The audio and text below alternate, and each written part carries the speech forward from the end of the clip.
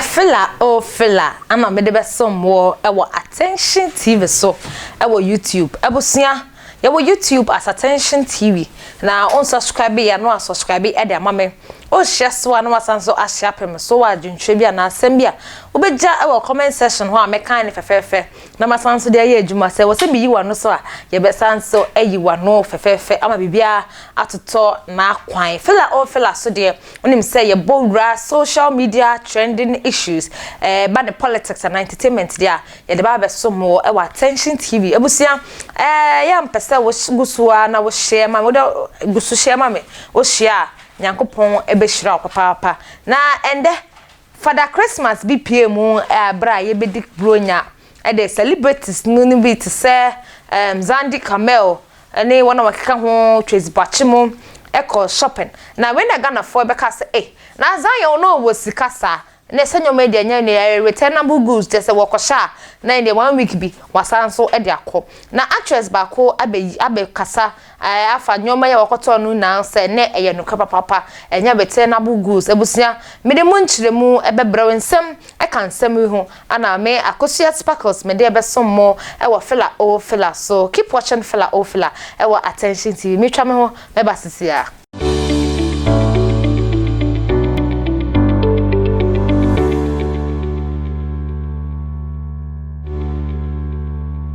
I will see me that say paye se wonya bread twa ma me twa me ho sima ba kope e de eba ya me de nsem no mu ntire mu e be som wo filler so enso e wa attention TV me de bie mu ene akosia sparkles na me de nsem no e hye so aba twen wona wasamasne e University Foundation or your baby ode no wasi ho se ne wo no ene ne wonni no enu nti ana ode afa attention TV filler so say membo hundewro emfa nkire amansan se e bia no so yekuo Oyankonam no pe foundation bi di bibia che won dia ma omo hwe ba bia ma omo hwe mo chi ma omo hwe ni fa ma omo hwe binkum fu ani apiemu e wa University Foundation na fa wa ya de awo edidom no no so fa nkodom mo na woni bie na Nyankopon enhira wo abusia ubenya no e wa 054830 2985 054830 2985 meden seminum ebesom dia during Christmas Father Christmas BPA mu a and no to home machines no man crofosika edi ko school quarter admissions na we ano the celebrities and mu bi e call shopping a e ma Ghana fo e kasa ho se na Zion was kasa nipa ya mikan Father Christmas ya ye ayi Zion Felix adedo na nim no ye social media blogger e say no wagente ha e was social media sem to forma ono anekofa e beto social media ba be ye jima pa e ye Instagram nti ko Instagram ho ni YouTube dia be hu Zion Felix ni bi videos eni bibia e wo hodom na ndie enkofo ka say na Zion so was kasa and it's now ultimately Zandi Camel eko shopping almost 5,000 yeah odi Zandi Camel eko shopping 5,000 on the chase but kwanya mo kra betokra no ya double kra de mo kopie shop bi mo se na yere nyom ntino store nyoma ha na ope na chese Zion Felix wo ska papa na nze we di amount mo di free akoye se eye ntoma ye ko free de afra ayi efu na odemu no coat kra ye free ntoma o free kra ye free na chese no na mo free na we ana Zandi Camel ene Zion ne share ye na Zandi ye kire mo kire ye se da bra bi na nyoma ni na ye media wetua 5,000 and it's na Zion no ntimi ntia na mo start to susu wo sa Santa ho adwuma mo dwen se ye na ebusia yen ko tie Zandi Camel na num nsem ene se ne odi bronya no esi ekoye efai mami gamma o sana busen gameka to makama o and say this year no and this year nkasa no akoye se menso no getting to the end of the year no with my issues and other things so I try to live my life like twist everything so that I will be happy. So in the year, I will not be so down. What you say? So I think this year particularly, the Christmas is amazing. Yeah, I have good people around me. I have the best family ever. I have the best siblings ever, and good friends like you and other people. In fact, I had God bless you 2 million times. Yes, and people friends got to confirm say I'm passing your man mediana, and I'm saying yes, my I know. No, some people don't believe it. If you say, what's my say, spending close to 5,000 cities just like that. I'm going to hear that. Oh, what's the young is 5,000 cities pay. 5,000 pay. Less than 30 minutes. Now, Tracy Cross, I'm spending 17,000. Tracy, now, now, now,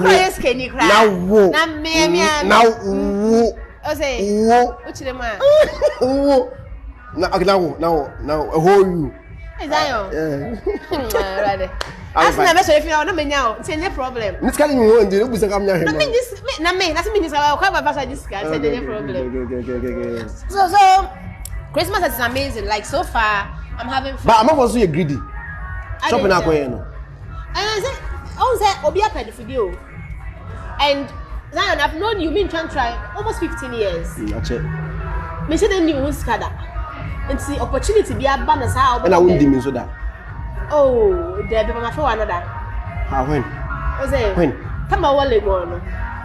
Ebusia me twaso edia ya nyumtini ba kwa waga na mamu haseya and title om da to no so anywhere we anyum anywhere we beat na ne pa ya meka no hasemi eye Kwame Eugene nsem bi abeto abontene so se ono de odi 40 years music music kra papa de ono de obeyi na adwen afi ho na Ghana fo akwese de bia na mote ho na mu didi na muda na mu ye na na mu fele na mu nya kokonsa bi nka na de ne ho asem na mo ka se na boy ye ejuma papa na boy da be na oba ya o ye ejuma si o de on relax ya na so Kwame Eugene abeyi mano ka kire mo se da bi enye sanate ono de 40 years dia o no Kwame Eugene de opese obeji na home na obehunu nkra no kra na Kwame Eugene afọ no mbe kire no ho efi se ne nkofo kra ka so no kire no ho deda na anya afa no obekire no ho nti ono ya ka kire mo odi 40 years ono mo kona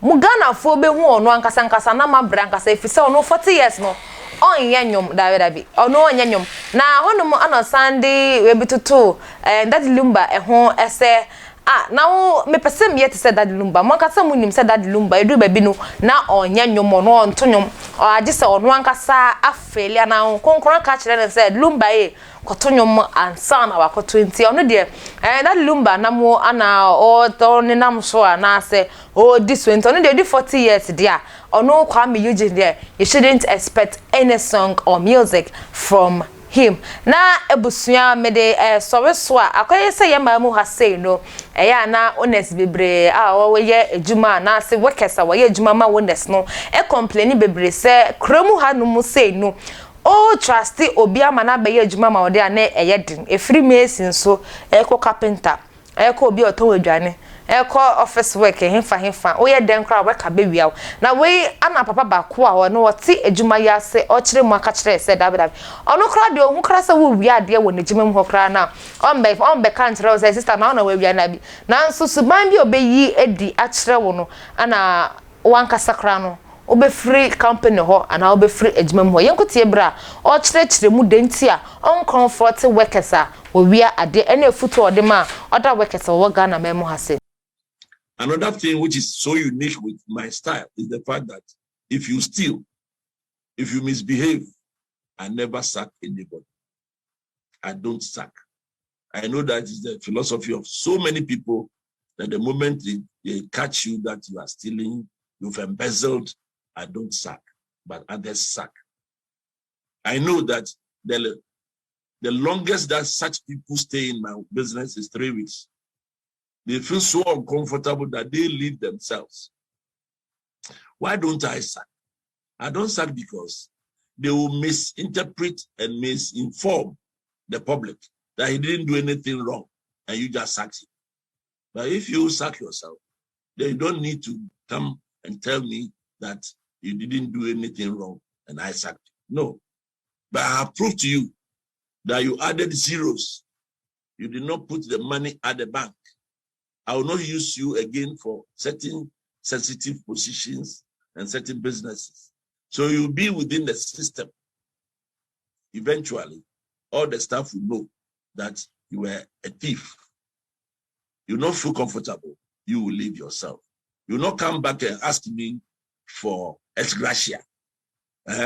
What is ex gratia when you have sacked yourself? So these are some of the strategies to make a company grow. Ebusiana video moko share ye Dr. Michael Ajekum Adwa or ye former founder of Karma Group of Companies. Now we ananoni asase radio for edidi sa in community me gidi say wa we owner bia no ode to ho for say obi beka ebia wade ahwe ana wan comfort na so ba bia obeyi edi akire worker no ankasa be hu say asa me work ya say me former boss we ye hu say me wiawia nkaka na me na me yi me hu free company emu ahano muse ebusia ha anene me de fela o fela ebesi na me ka wo say ope designer wear designer shoes ntade enwi a enye san enye ende wusu tukra enwo so nsela me wusu media na e wo so na ane for any ekopiem e wo na Tate boutique and cosmetic awo ablokuma agape farad ne ho ona obenya bibia wo hwehwa opese wodi sesie ho se wonam kra na be ma mfra woda be ma ebe start afra wobenya no e 0242 631620 0242 631620 abusia fila o fila esunie attention TV sunie midin ene akosia sparkles ma monihwa moniti emidas.